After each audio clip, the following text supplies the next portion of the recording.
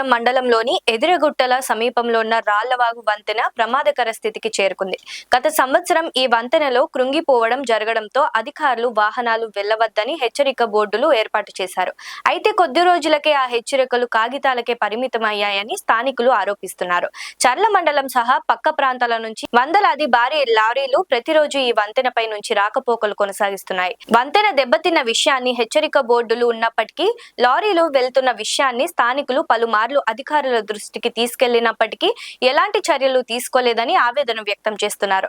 ప్రజల ఆందోళన భారీ వాహనాల రాకపోకల కారణంగా ఇప్పటికే దెబ్బతిన్న వంతెన మరింత బలహీనపడిందని గ్రామస్తులు చెబుతున్నారు.